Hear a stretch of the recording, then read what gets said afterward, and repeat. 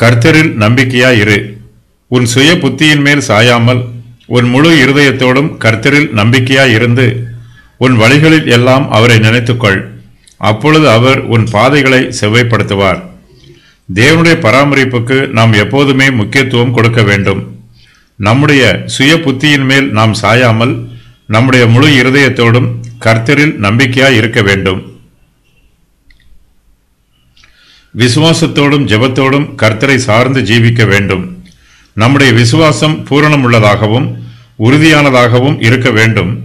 நம்முடைய முழு இருதயத்தோடும் கர்த்தரில் நம்பிக்கையாய் இருப்பதுதான் நமக்கு நல்லது.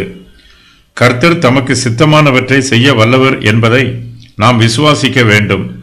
கர்த்தர் நன்மையானதையும் மேன்மையானதையும் தம்முடைய ஞானத்தின் பிரகாரமாகவும் தம்முடைய தெய்வீக பராமரிப்பின் பிரகாரமாகவும் நமக்கு செய்வார் என்று நாம் முழு இருதயத்தோடு விசுவாசிக்க வேண்டும். தேவனுடைய கிரியைகள் எல்லாமே அவருடைய வாக்குத்தத்தத்தோடு ஒத்திருக்கும். அவர் எப்போதுமே நமக்கு நன்மையான ஈவுகளை மாத்திரமே கொடுக்கிறவர்.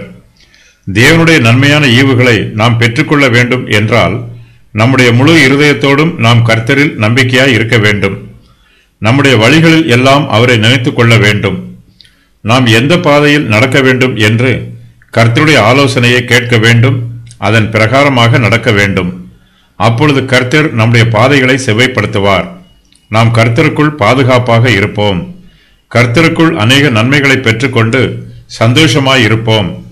நம்முடைய ஆரம்பம் அற்பமானதாக இருந்தாலும் நம்முடைய முடிவோ சந்தோஷமும் சம்பூரணம் உள்ளதாயும் இருக்கும்.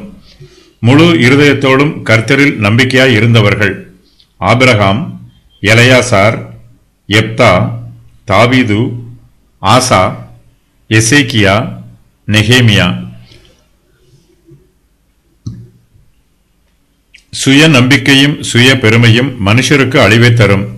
நாம் செய்யும் எல்லா காரியங்களிலும் கர்த்தரையே நம்பியிருக்க வேண்டும். மனுஷன் தேவனை விட்டு பிரிந்து தனியாக ஜீவிக்க வேண்டும் என்று விரும்புகிறான். இது தேவனுக்கு எதிரான பாவம். மனுஷன் தம்மோடு ஐக்கியமாக இருக்க வேண்டும் என்று தேவன் விரும்புகிறார்.